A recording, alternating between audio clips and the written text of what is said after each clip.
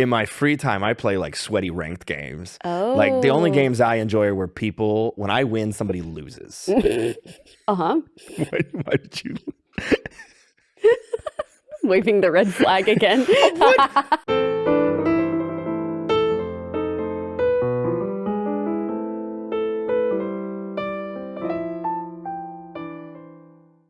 What's up, guys? Welcome back. Today, I have a very exciting guest. They don't make costumes, but don't worry, they have spent years cosplaying as a functional entrepreneur. You may have seen their Minecraft videos on YouTube or have read the Soul Fraud series that I lost my sentence. I'm so sorry. Let me do that again. That's a devastating burn. You may have seen his Minecraft videos on YouTube or recognize him as the author of the popular fiction series Soul Fraud, Sigils, also known as Andrew Gibler. Hello. Hi. Welcome. Cool. We're starting out with haymakers. All right. Got it. Noted. I asked Danielle before the podcast what the vibe of the podcast was, and she was like, whatever you want. I see now. No, that's fine. Cool. No. Locked in. Ready. Good. Welcome. Thank you for being here. I appreciate you traveling as far as you did. Oh, should we talk about that? Yeah, we can tell that story. Let's do it. So when Danielle was moving to LA, she was polling a bunch of people she knew in LA about where she should live. I live in the west side of LA near Santa Monica. And I was suggesting a place in the air. There's a lot of cool restaurants, great vibe, cool people. It's a good time. And she eventually was like, I'm going to move actually to the opposite side of LA. Yeah. And I was like, hey, love you. We'll never see you. I actually was like, oh, Andrew wants me to live on the west side. I'm going to go as far away. Mission as accomplished, humanly honestly. I think I've seen you 10 times since you've moved here. That is more than 10. Really? That might be true. 10 might be true. At least 11. Okay, fine. If we're arguing over the difference between 10 and 11 when you've lived here for several years, I'd rest my case. That's fair. And tonight, I had to come to you, and it only took 90 minutes to get here. I will say that is insane. It's pretty crazy. And I have been making fun of you for thinking everything is far, because you do think like 15 minutes is far, but 90 minutes is pretty intense. So I appreciate your efforts today. Thank you for being here. It's a sign of true friendship, I'll say. True. I suffered. I was like, oh, what time do I need to leave? And it was like, oh, now. Oh, okay. I guess I will put pants on. Well, welcome. I'm excited to talk to you. You do a lot of things. I have a lot of notes here. Oh, you no. do YouTube. You're an author. You co-founded a board game company. You invest in businesses. I have done that. That's as an interesting. That's an interesting note. You just have a lot of things going on. I want to make sure I cover it all. Is there Yeah. anything I'm missing? I don't think so. No? No. Why do you look really pleased? I don't like that you look really pleased. I'm not, I swear. I think that's everything Not pleased at interesting. We'll see. Great. If somebody has never seen you online before, how would you describe your online presence to them? Loud. Loud. It's pretty loud. Interesting. I'm pretty famous for yelling a lot. Really? Yeah. Usually my voice goes up like a little bit when the camera turns on. You gotta get it, gotta get that YouTuber exuberance. Will you give us your best thumbnail faces? Oh man. I mean I can, you gotta do one of these, right? This is the yeah. Yeah, that's the one I see a lot. And you know what? It works every time. So you can complain about it, but the algorithm doesn't lie. Right. Well, tell us about how you got started in YouTube, because everyone started in a cute little corporate job, I imagine. I did. And there was a transition there to full-time gaming YouTuber. Yeah. Oh man, YouTube started to get popular while I was in college, like as a website. Well, that's not true. It was popular, but YouTube started to go from like funny internet meme website to like where people were going to find cool stuff. And I always had an interest in film and writing. But before that, there was not a lot of great avenues to like make cool stuff and show it to people. The DSLR camera was like the big change of like you didn't have to spend thousands of dollars on film to make something. And then there was a website where you could just show it and people would watch it. That was kind of revolutionary. And so I started a film production company in college with some friends. We did a feature film. It's pretty bad. And then we started making like shorts, like old school action comedy shorts, like Freddie W, Corridor Digital style. And we made one that went like pretty super viral for the time.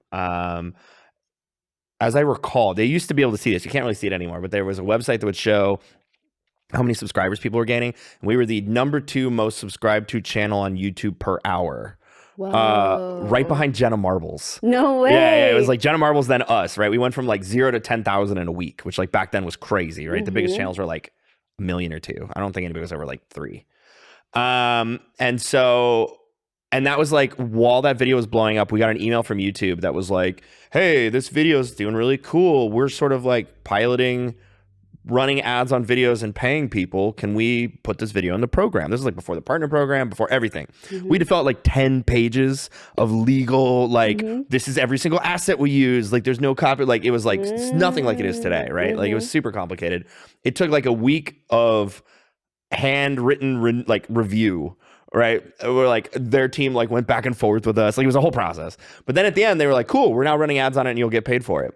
Of course, by then the video had already like done its thing and was done. But we got paid like $200.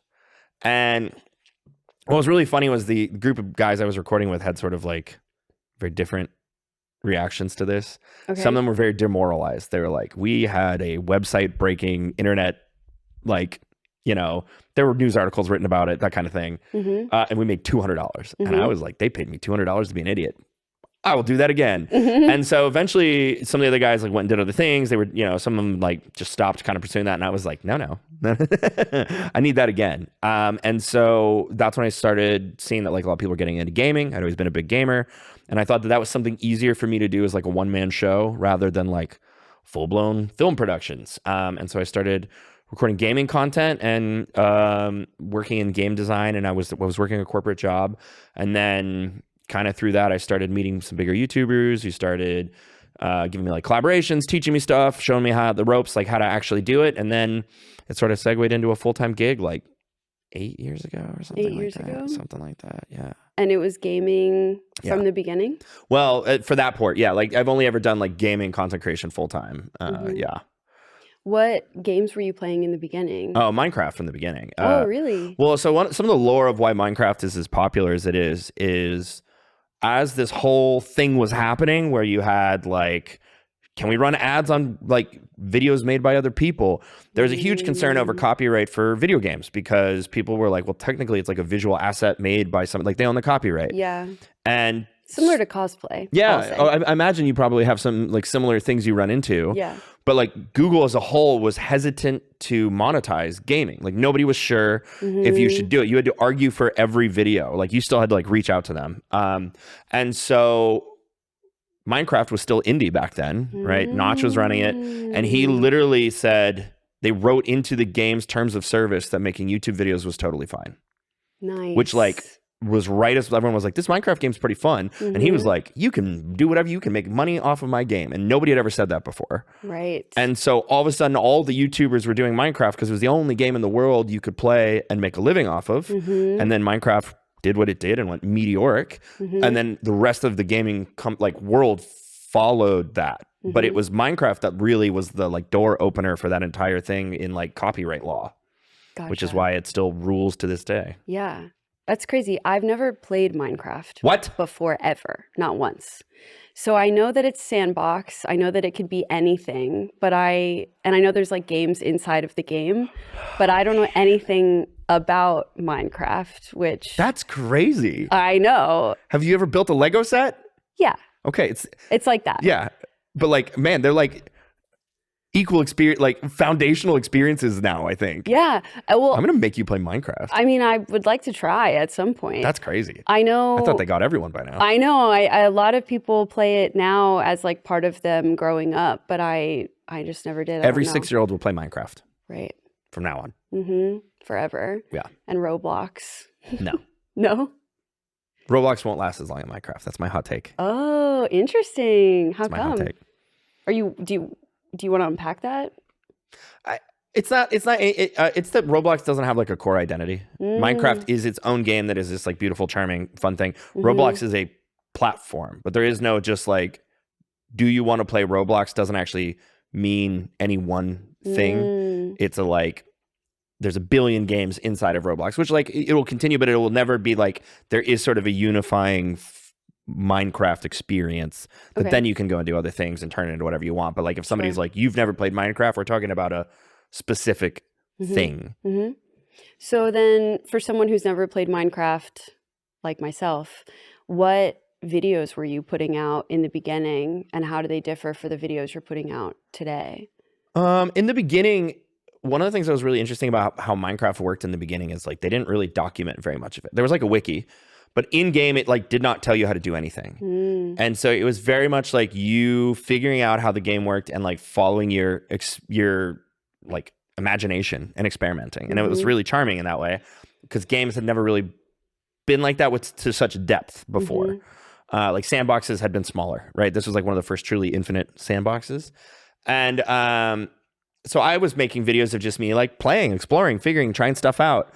And that was like, it was all sort of built around, you know, people were like all playing on servers and there was a lot of like comedy and there was like the beginning of like mods and stuff like that. Nothing like what it is now where there's like whole industry set up around it. But it was very just like we're all being pulled into this game and learning about what it is. The very first Minecraft video I ever saw, I was like at my tech job. A coworker sent it to me. And this like British man, I actually recently looked this up. This video is like 15 years old.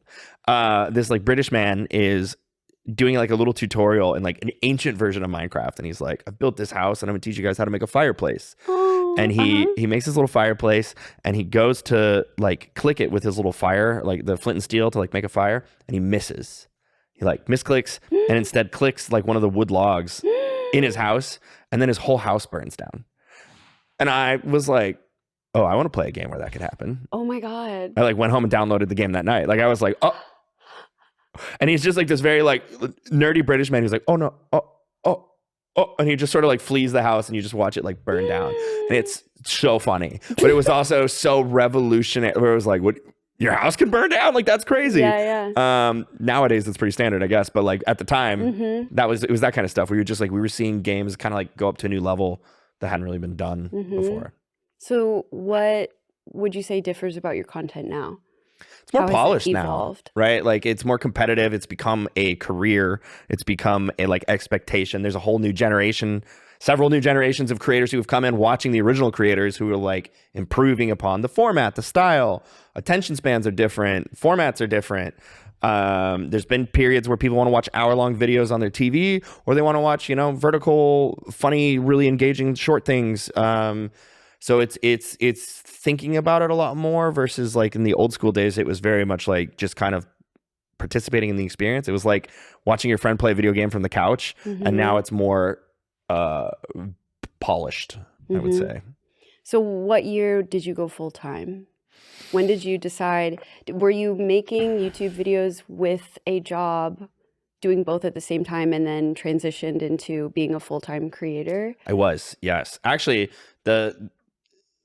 I don't know that I made the decision. It happened to me, is what happened. That happened to me as well, right. actually. I think that's a very like common thing. I had a corporate job. I was working for one of the largest Minecraft servers in the world. I was designing all of their content. Whoa. We were doing a bunch of really cool stuff. You know, and this was like, at the time, the Minecraft servers were getting like us and Hypixel, the one that still exists. We were doing like 30 to 40,000 concurrent players on our server at one time, which would be like, if we were standalone games, we'd be in the top 10 on Steam, right? We were doing like crazy numbers and it was all built inside of Minecraft. But then, you know, things changed, stuff slowed down, whatever. And a really good buddy of mine, Jerome ASF, who's a big Minecraft YouTuber, he came to me and was like, hey, you should come work for me. It was like a lower salary position, but it was going to be to help him create content for his content and also get sort of like some exposure, but like in a legitimate way, like, you know, not like in the classic like influencer thing, but in a like, hey, I'm a really big successful creator, you should join this and we'll help, like I'll help you grow your channel, like I'll teach you all the secrets, I'll do whatever. And I really wanted to do it, but it was a pretty big pay cut. And I was Yeah. like, I don't know. I was like, let me think about it. The next morning I got fired. And I was like, all right, well, I guess we're doing this. A sign from the universe. Literally. It was literally like he said that to me. I was sick. He said that to me at like 6 or 7 p.m. I like popped some NyQuil. I went to bed. Was like, well, I don't know what to do. Next morning, 8 a.m., they were like, we're downsizing the company. You don't work here anymore. I was like, all right, well, I guess we're doing content. That was like a lightning strike from Zeus. It was really like I got shoved through a door. They were like, I was like, ooh, you're hesitating? No. You're going this way. And I was like, all right, fair enough. I mean, and it worked out. Yeah, I no regrets. But it was pretty funny where I was like, all right, guess I don't have. I guess. Yeah, like they were like, unfortunately, like the way the direction is coming to go, we got to downsize, whatever. Oh, no hard feelings there, but it was just the like, I kind of like laughed and they were like, huh? And I was like, I have a job offer, so I guess I'm fine. Yeah. It was crazy scenes. Yeah, that's, I mean, a wild origin story, but it was, and then it was a little while before it was like actually enough money to pay my bills. But it was like, all right, well, I guess I'm just going for it. I had some savings. We figured it out.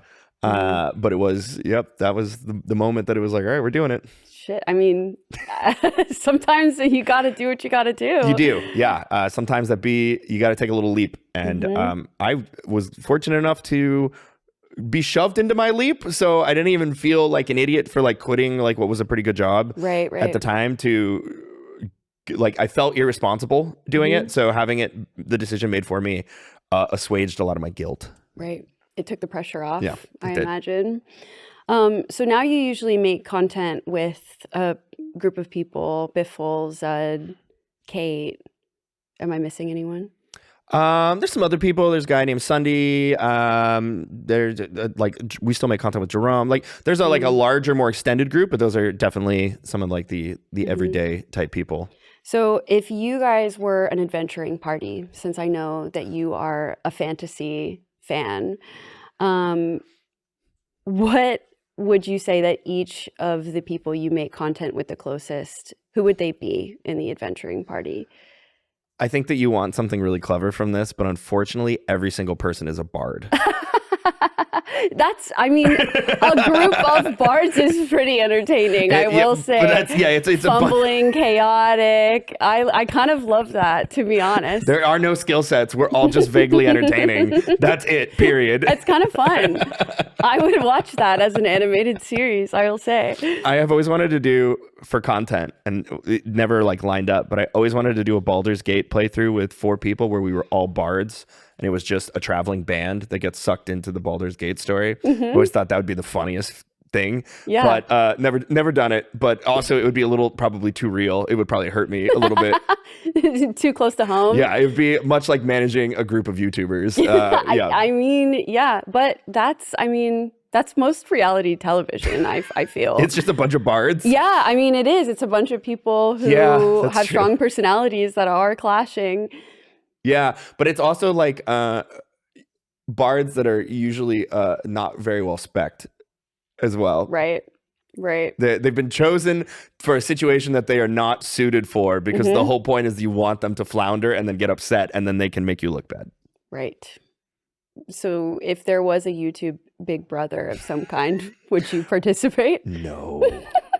No? No. No. I feel like I don't know if knowing you, we've been friends for a long of years. Yeah. I don't know if you would be the villain in that situation or if you would be.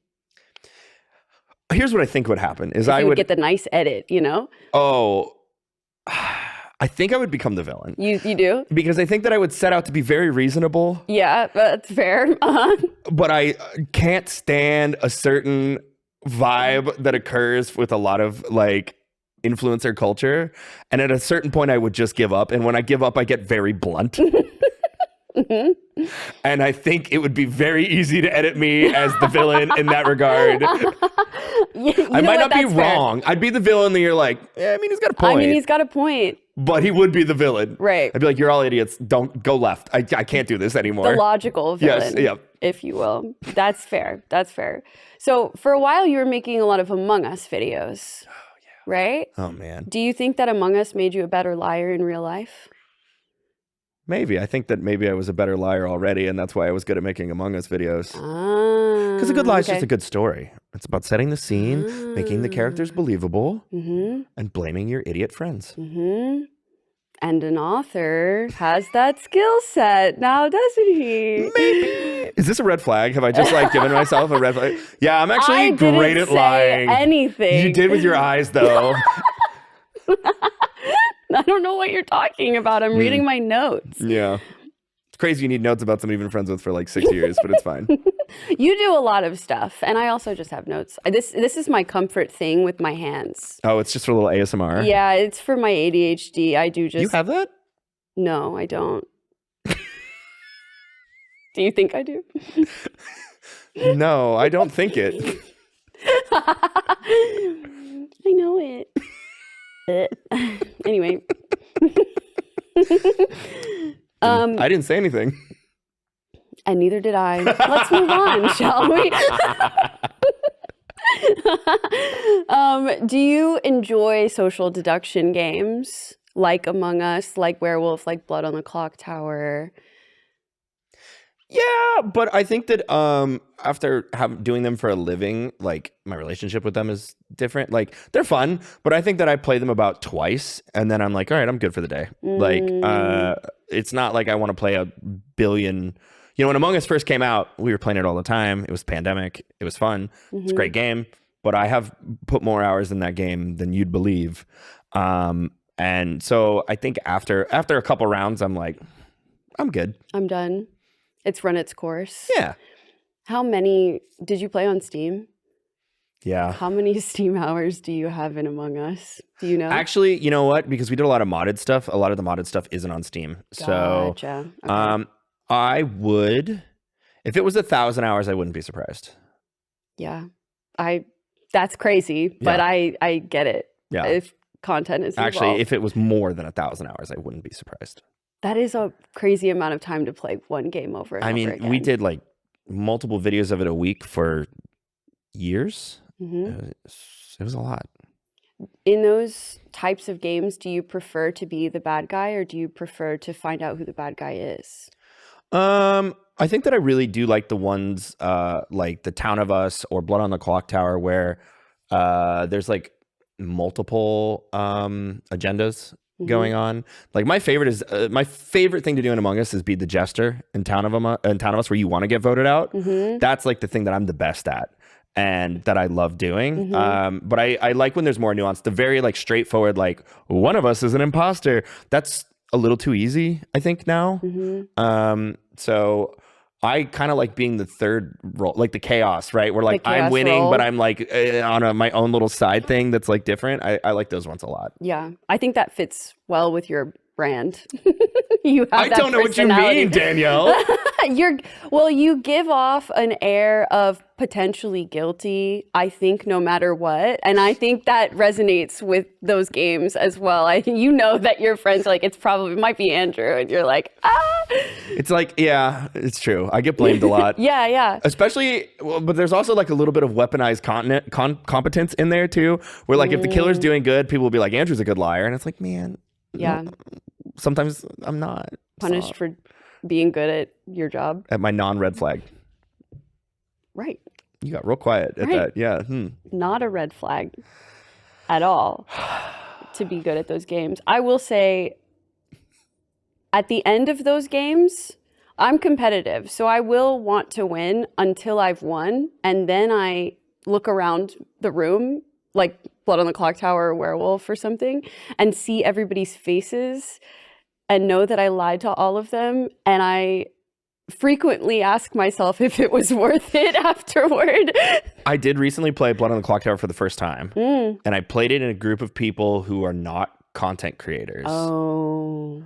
And I did look several of my dear friends in the eye and call them a liar when they were telling the truth. And some of them were a little rattled at the end. And I was a little like, ooh. Yeah. When Among Us was really popular during COVID, and I also played it a lot, not Didn't for we play content. together a couple times? Oh yeah, we did. Yeah, I think we did. Yeah. 915 hours on Steam. So I have 900 on Steam, and I want to say that that's maybe half. The non-modded Among Us. So like I said, if it was more than like if it's 2,000 hours, I would not be shocked. That is a lot of Among Us content. Oh, that is I was very burnt out on it on the end. Yeah, I bet. But when I was playing a lot of Among Us, I love social deduction games and games in general. But I quickly realized that there were two categories of gamers. And one of them are very casual and very nice and very chill. And one of them are very logical and serious and competitive. And those two types of people playing Among Us do not mix. I think we had a group that did that where we brought it was like a bunch of like former esport pros and cosplayer streamers, and we put them into a blender. And like several people cried. Yes. And I was like, oops. Yeah, I got a message afterward being like, this person made me cry during the delegation part. Yes. And I was like, it's not that serious, but I also grew up in like the gamer Halo Xbox Live household. Yeah. So nothing will faze me when it comes to games. You've lost your soul a little bit. I will just shake hands at the end, no matter what haymakers were thrown during the deliberations. I remember I organized that group more or less, right? Like some people were friends of friends, but it was like I sort of finessed it, and then we had like people I didn't really know crying as my like super sweaty friends were like leaning into it, and I was like, I felt so bad, and I was live and was like, look at me smiling. I don't know what to do. Yeah, it's really rough when you're live and you're trying to navigate that kind of situation. I was never live, thank God. I forgot about that. But I'm also sweaty, and I love a sweaty game. Like, I love when everyone's sweaty and everyone gets really into it. And well, that's the only time those games are fun. That's what I think too. If somebody is sensitive to it, it's not fun. Because then you can't play the game like correctly. Yeah. Which is like a soulless thing to say, but like it's true. I unfortunately agree with you. So the game's about lying. It's rough, especially when it's like a 10-person lobby. You're trying to like rally as many people as you can. So you'll take anyone who's willing to play, and then you are like, oh wait, we don't do this the same way, actually. No. Yeah. Yeah, and obviously the intention is never to hurt anybody's feelings. Nope. But when somebody's feelings do get hurt, you're like, shoot. Right. That was a lesson, I think. There were many lessons. I had to learn. We all had to learn with the Among Us trend. Thanks to 2021, we all know which of our friends we'd invite to an Among Us game and which ones we wouldn't. And who's a really good liar and who's not. Which is not a red flag. In case you forgot. So are you somebody who enjoys the more social games in general, since you do usually record with a group doing Minecraft or Among Us, or do you prefer single player games? I don't play very many single player games.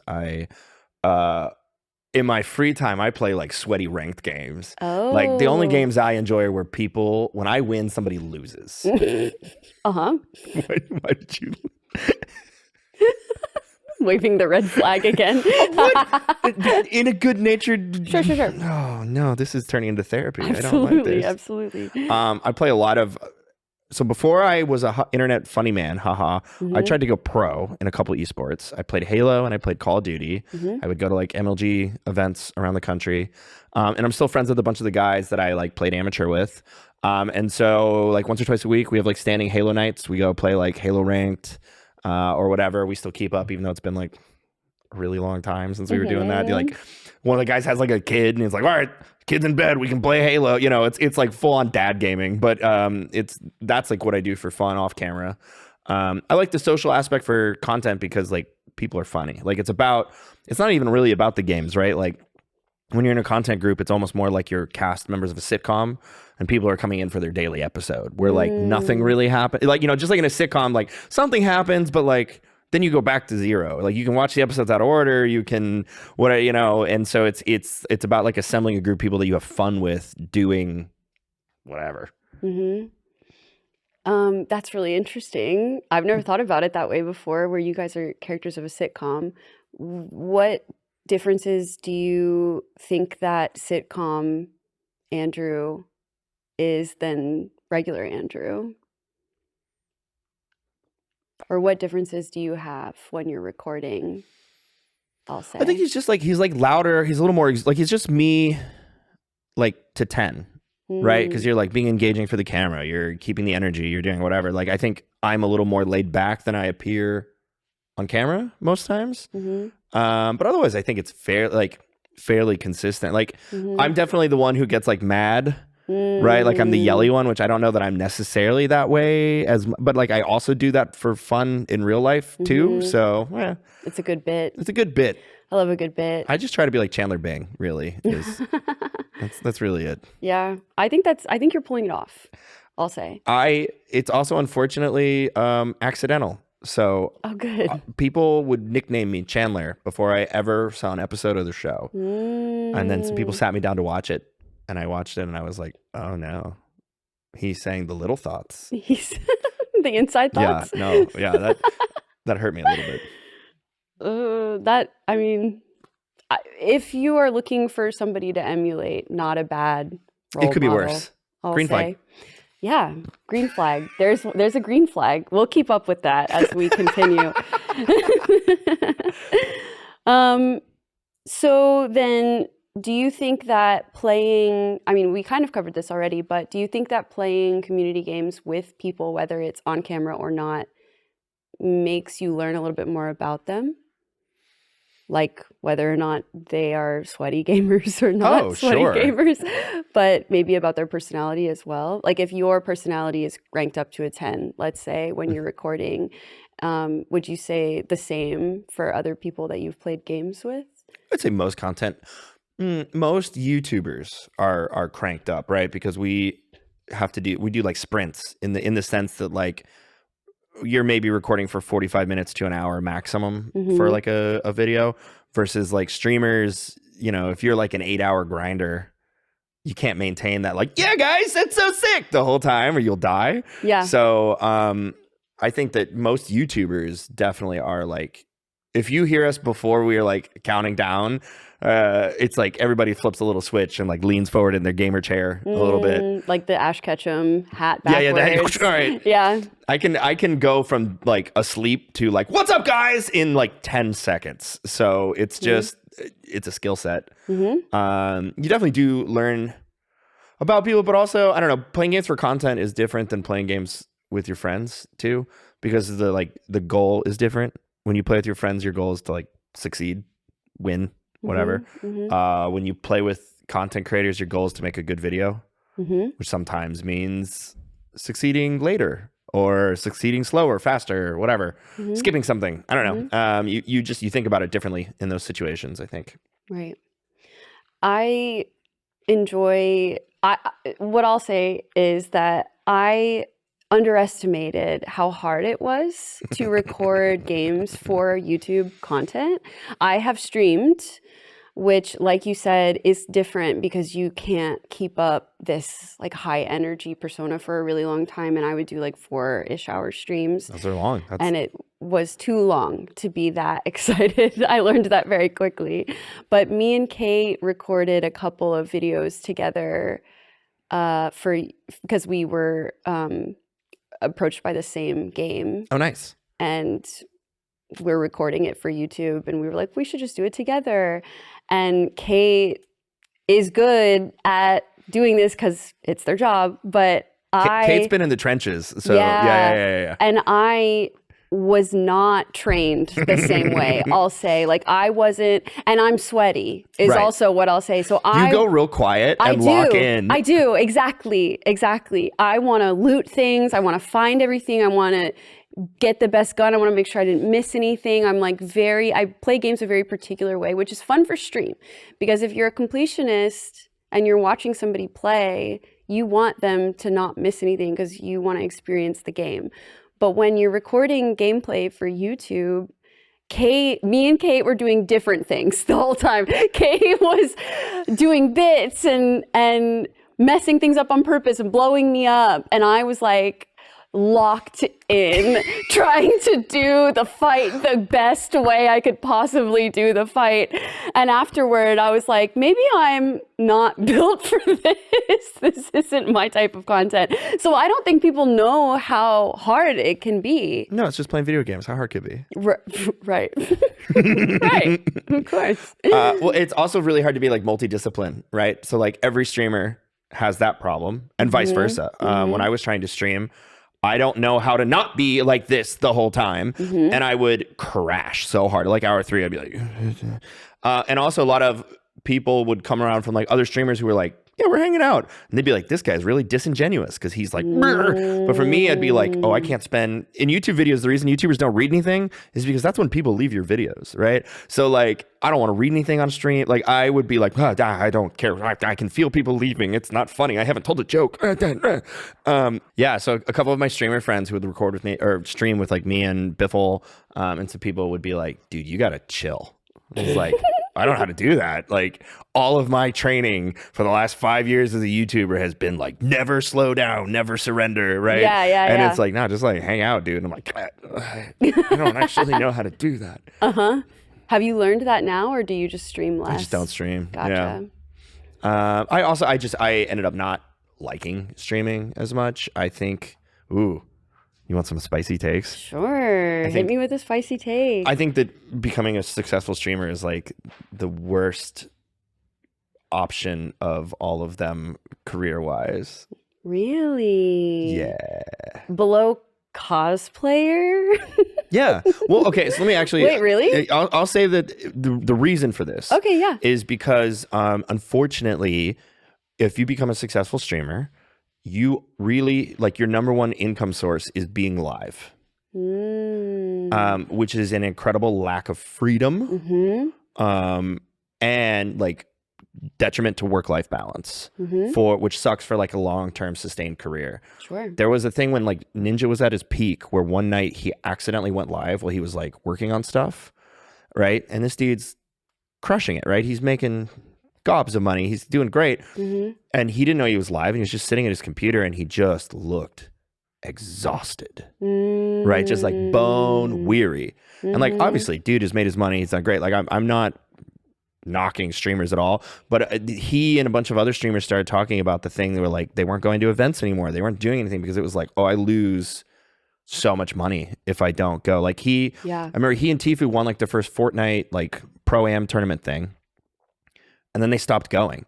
And somebody asked him, and there was a clip where he was like, even if I win the tournament, I will actually lose money by attending. And it's just like, if you become a super successful streamer, you are not making money if you're not live. Like, obviously you make a little bit, like, you know, like your main thing.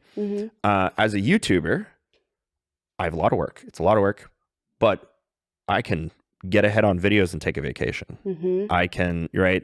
People are watching my videos right now. Awesome.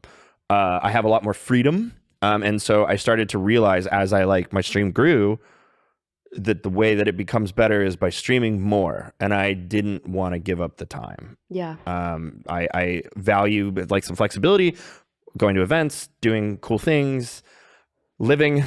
And so having that's when social life, doing things, being healthy, you know. So that's when I stopped really like streaming. Well, between that and like, during the pandemic, my YouTube channel really took off, and it went for like doing okay to like, we were running a small business, right? I had an editor, I had a graphic design, like we had a team.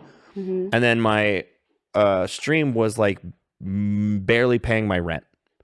And it was like, I'm paying like multiple people's salaries from a YouTube channel, and I'm barely paying my rent from a Twitch channel, and I'm putting about the same amount of hours into them each day. Why am I doing one of these? And one is a lot more lucrative than the other. When I can put that time, like some of that extra time back into my YouTube channel, continue to like take care of it, and then, I don't know, live. Yeah, I agree. When I was doing Twitch a lot back in the day, I went to TwitchCon or a con of some kind. And when I came back, I had lost a third of my subscribers just from being gone for one weekend, which was one stream. Yep. Which Cool. is a third of your income, essentially, because that was before bits and everything. But yeah, it's scary. It puts a scary pressure on you to never get sick, to always be around, to always be available. It's true. It's really rough. I am always a few days ahead on videos, more or less. So like, yeah, if I get sick, cool. You know, like if I'm sick for too long, we run into a problem. But like, yeah, I could take a day off tomorrow and be fine. I have a lot more stability in that. Other YouTubers are better about making content that is like more evergreen than me. Like my videos really, they get most of their views when they come out. People are like, today's episode, awesome, I'm in. And then the video is more or less done. Other people are great at making those videos that are like, this has been getting views for a year and a half. That's a whole nother beast. But yeah, you're just like on a what's the little wheel the rodents run on? Like a mouse hamster wheel? Hamster wheel. There it is. Yeah. You're on a little hamster wheel. And if you fall off, it sucks. And I was like, I don't actually want to do that. Yeah, that's a great point, I think. It doesn't even feel like a spicy take, to be honest. It's actually pretty real life. But even cosplay is like, you're ahead, right? Like in theory, well. In theory, I am ahead. It's possible for you to be ahead if you just didn't have so much ADHD. For me to be ahead. I'm in a bit of a rut right now. We're not going to talk about it. Really? Let's unpack that. What? No, let's not. Let's keep it moving. Okay, look, what I love to do on this show is ask people for tips. Started out as cosplay tips. Now, since we're doing more content creators in general, tips in general. So if someone wanted to start a gaming YouTube channel in 2026, I'm sure you get asked this question a lot. What? I'm restraining myself from just saying, don't do it. But right. What is your best? What are your 3 best tips? Don't do it. No. I think the tip I hear the least that I believe fundamentally is sort of tied to like what I was talking about with Twitch, where like you get on the hamster wheel and it can suck. And that's true also for the type of content that you make. Everybody always talks about like, you got to find your niche, you got to find your thing, you got to, you know, experiment and then find it and then like lock in and do, and like that's all true. Like there's a whole like system to understanding what is good content, what people want to watch, and you do have to bend what you make to people's expectations and interests in order to make a living doing it, right? I don't make videos for me, I make videos for other people. I enjoy doing that. That mindset has kept me from burning out a lot faster than a lot of my peers, because a lot of people start from, I made a video I really like, and that's awesome. But if you're doing it for you and your interest and your audience interests begin to like diverge, you will hate it. You will be miserable. I know a lot of creators who have stopped because of that. So my advice would be, do all those things about getting good at making content, figuring out what works, what people like, study, but also make content that you like. And figure out what you like making and do that within there. Because if you blow up off of something you don't like doing, you will be miserable. Pigeonholed into doing that. Pigeonholed into doing it forever. And you won't be able to talk yourself out of it, because the money can be great. Like if you have like crazy momentum and you hate it, you will be your own boss paying yourself to do something that you hate. And it will only last so long, and you will hate your life. So that's like my absolute, like most foundational piece of advice for content creation is like, it's super fun, but as you know too, the hours are insane. Like this is not a 9-to-5 gig. This is not haha tee fun all the time. It's a lot of work, but I love it. And that keeps me sane. So there you go. Was that only one? That felt like only one. It was only one, but it covered a lot of ground. I think it's an acceptable answer. You talked too long, and this show has a limit. No. The other thing that I'll ask is more logistical. How long are your videos, and how often do you upload? I upload every day. That varies a little bit because, again, part of it is tailoring to people's viewing expectations. So for example, here's a real life example. I said example twice. During the pandemic, people completely changed how they watched YouTube. So pre-pandemic and for the last like few years, the majority of majority of YouTube watchers were watching on their phone, right? People on the bus, people traveling, people out and about, pop up in a YouTube video. Great. During the pandemic, people were stationary. They weren't moving, so they started watching differently. And everybody now has a smart TV. Right. So during the pandemic, watching YouTube on your TV surged like an insane amount. And you can actually see this. Like as a YouTuber, I can go and look at what devices people watch my videos on. Gotcha. Literally exploded, but it fundamentally changed how people thought about YouTube. The other thing that happened that was really, really interesting was gaming became much more accepted. I got so many emails from parents during the pandemic that were essentially something like, I never understood why my kid would want to watch a video game instead of playing a video game. But now that they're here, it's on the TV and I'm working in the kitchen and I hear it and I get it. And so now we watch your video together or like whatever.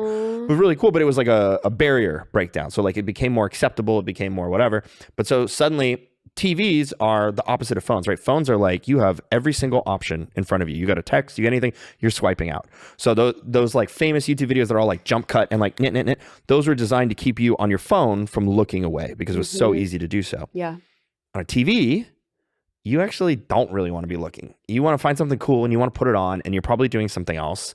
And you don't want to be like constantly hopping around because it's a remote instead of like whatever. So during that period, the average length of gaming videos like doubled because it used to be like a 15-minute video. One of the things YouTube cares about is, well, they care about two things. They care about how much of the video they watch. Both the retention rate in terms of percentage of what the video is. So like 10 minutes of a 20-minute video is different than 10 minutes of a 30-minute video. Okay. But they also care about how many minutes you're consuming when you're watching it. So 15 minutes of a 30-minute video is better than 10 minutes of a 20-minute video.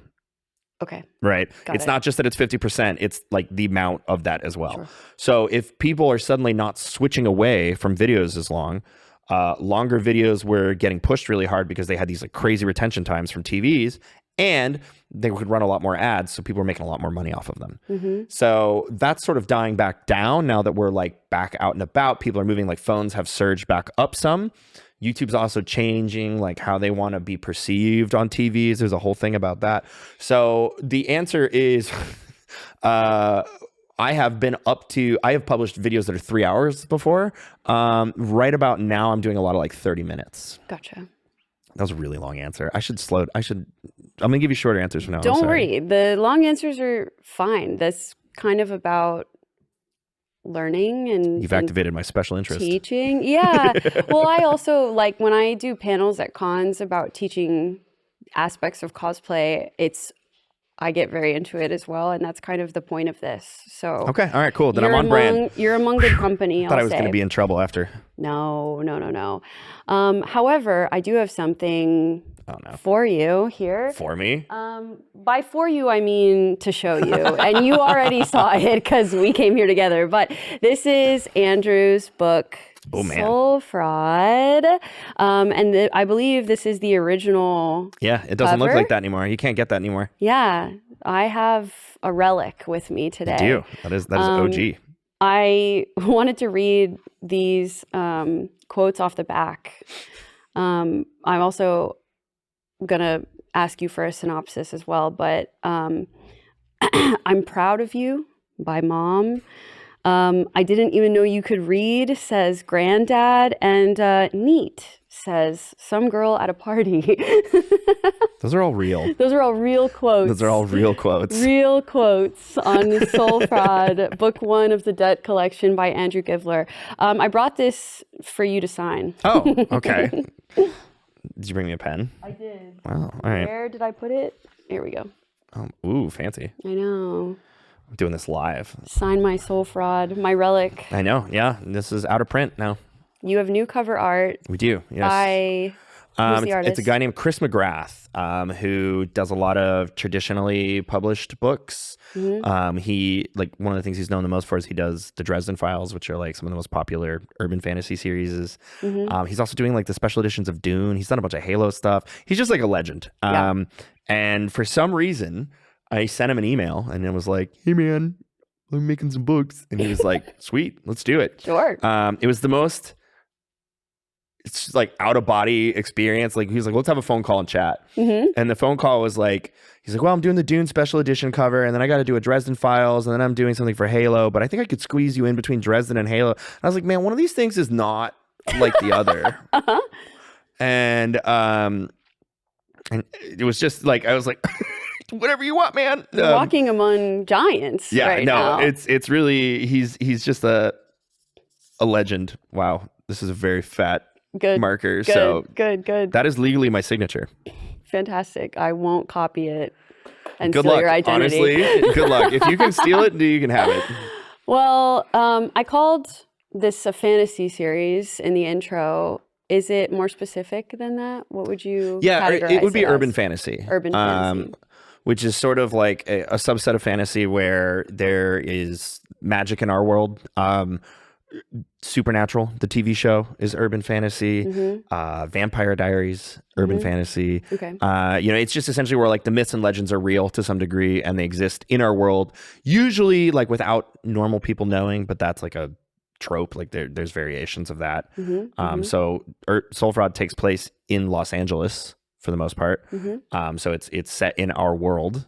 They have cell phones, that kind of thing. So it's considered like urban fantasy in that regard. Gotcha. And it's 5 book series? The 5th book is coming out next month, but there will be a couple more. Oh, I know, I'm not done. Interesting. Okay. Hot tea. More to go. More to go. I love these books. I've listened to them all on Audible. Have you? I have. I didn't know you made it all the way through Death Tax.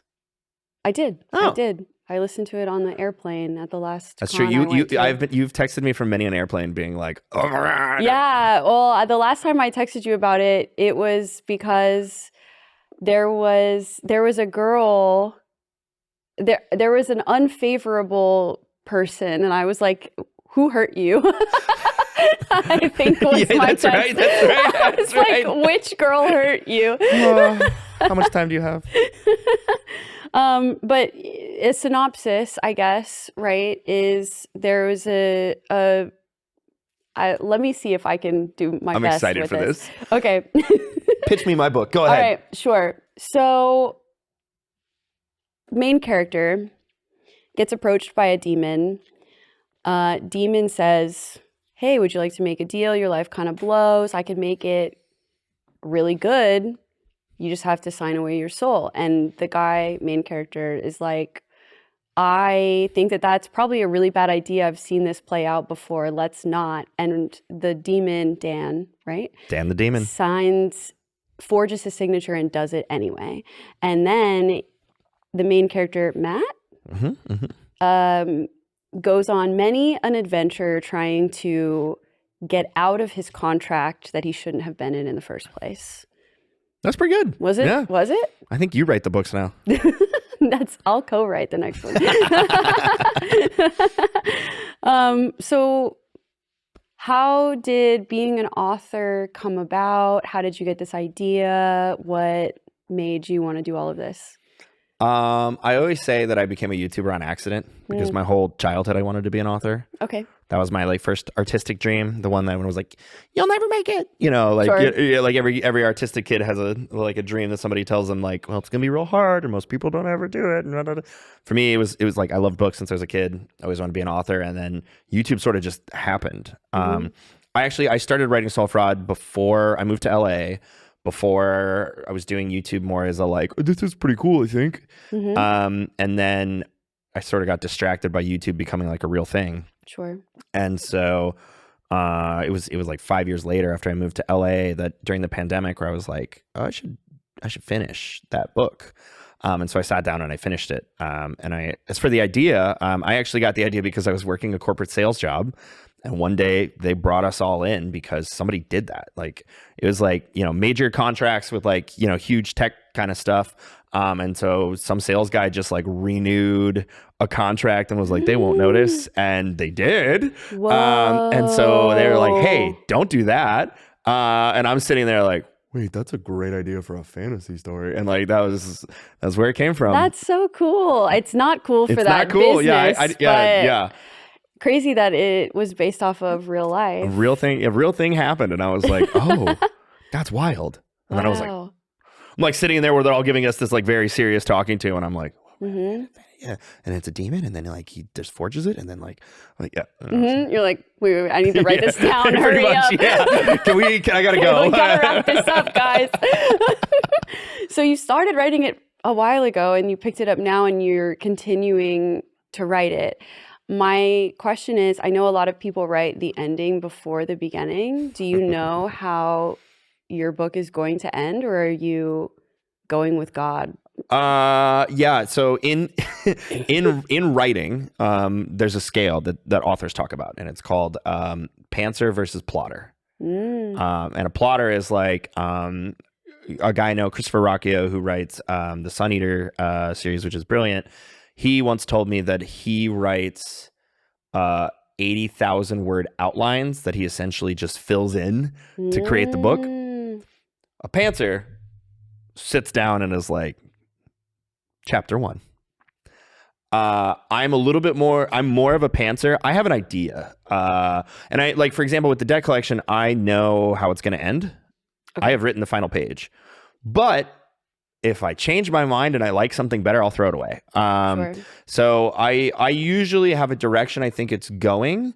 And then when I get to a fork in the road, that can sort of inform the decisions around me about like, okay, cool, this will kind of make it where I can see the path to how I get there. Mm-hmm. But then sometimes I'm like, but this is funnier or cooler or what, like whatever the situation calls for. And so I will just go, all right, I guess we're going left. And then we find out.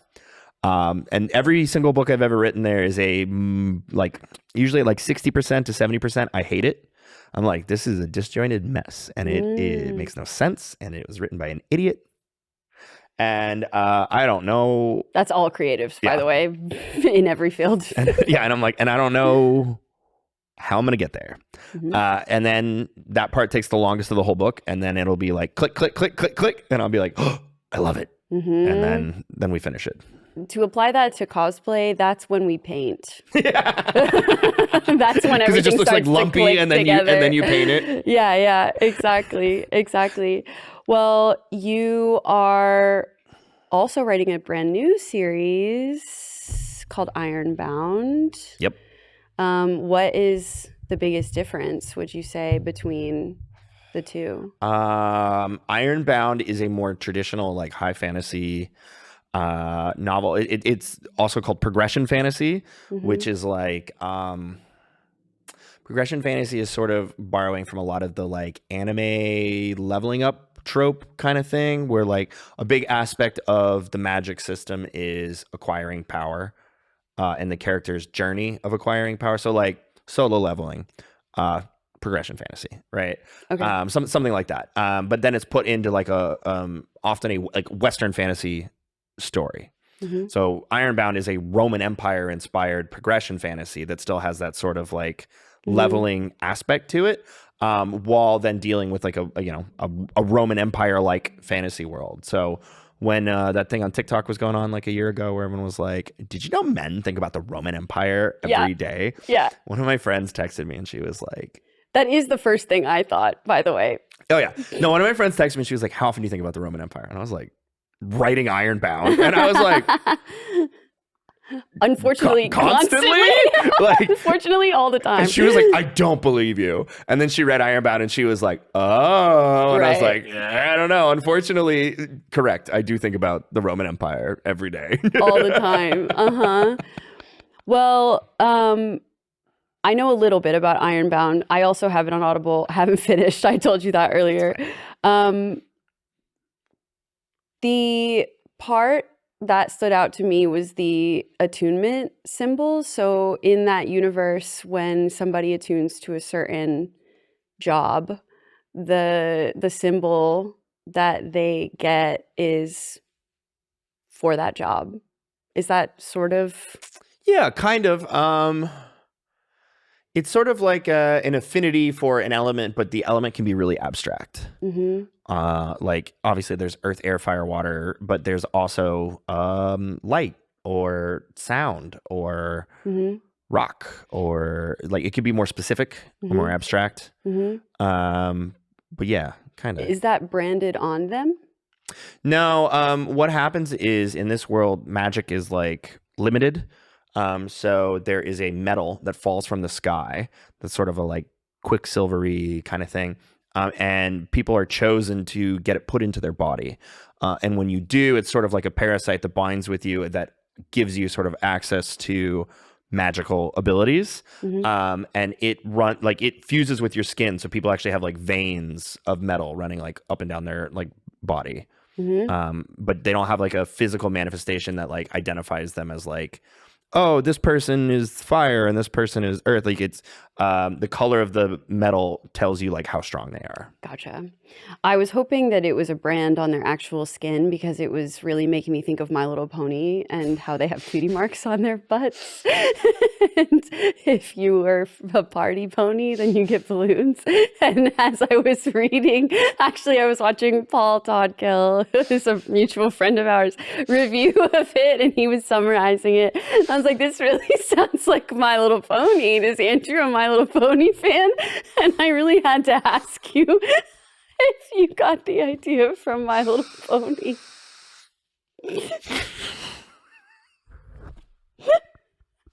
That's crazy.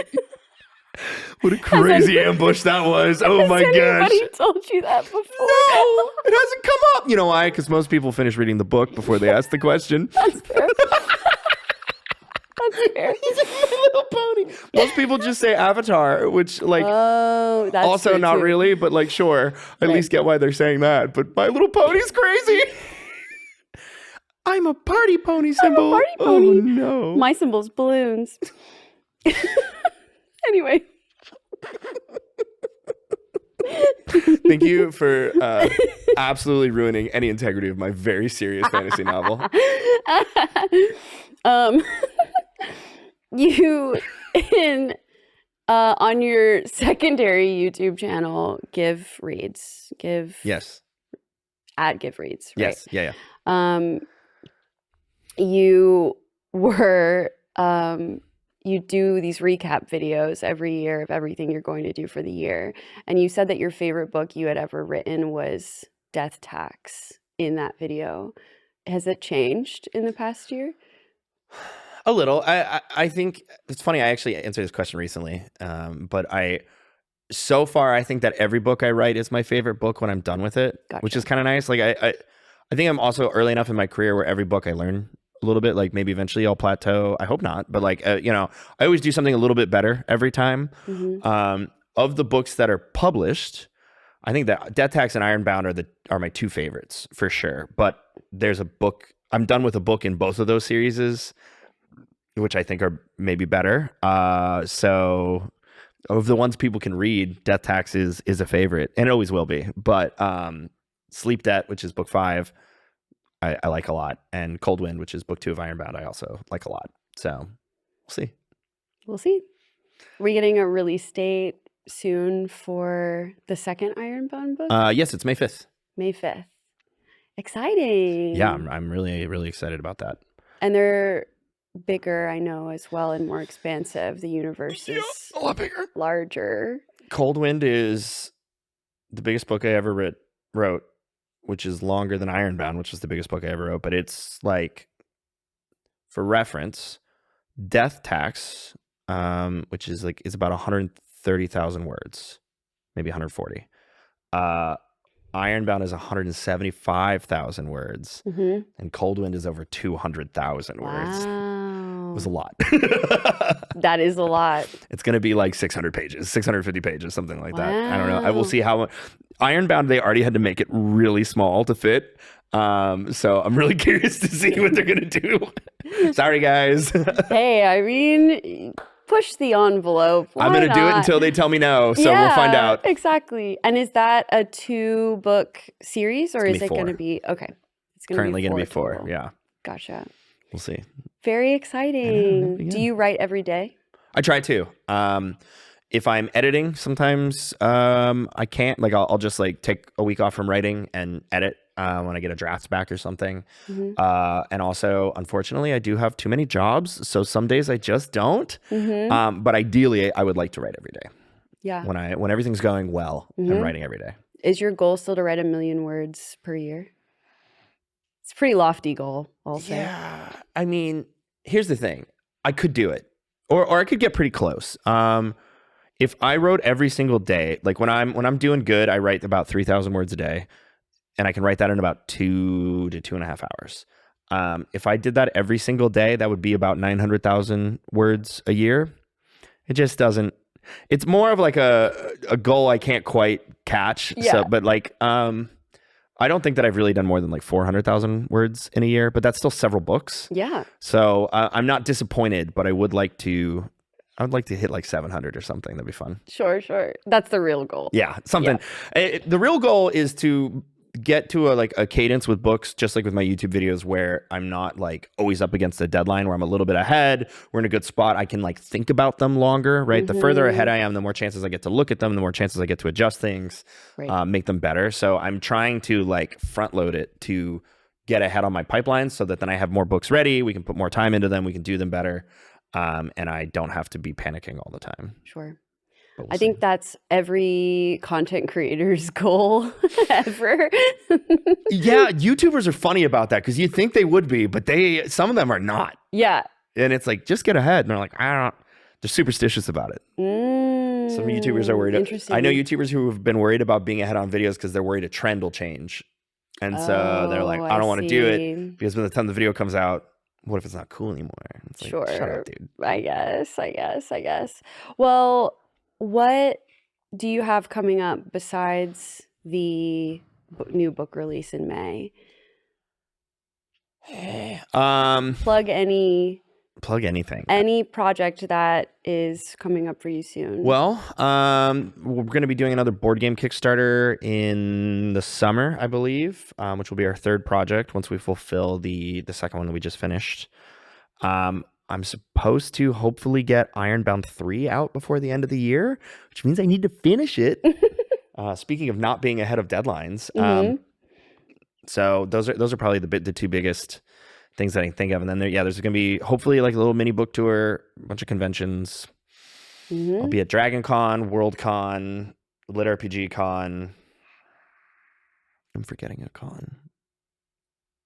Dragonsteel. The grind never sleeps. What is sleep? I couldn't What tell you. is sleep? Great question. Well, if people are trying to find you online, it would be at Sigils. Yep. You'll find me on any platform with that. Any platform, and then give reads as well. Yeah, I guess. Yeah, that's mostly really only active on TikTok is give reads. I do have a YouTube channel for it as well, but that's one of those things that I just don't have the time to do. Great. Maybe one day. Well, thank you so much for being here. I appreciate you making the trek all the way from the west side. I feel very solidified in our friendship now. Thank you for that. We've been friends for 5 years. What do you mean? But it's different. There's a very distinct sign that someone is like a ride or die friend, and that's picking you up from LAX. And I would say being in a 90-minute Uber to do a podcast. So thank you very much. Nothing else that I've done apparently compares to this. Amazing. Well, red flag. With that being said, I asked a couple of our mutual friends. Oh no. What they had to say about you. And I would like to unpack the fact that every single one of them said that you have weak knees. Oh, God.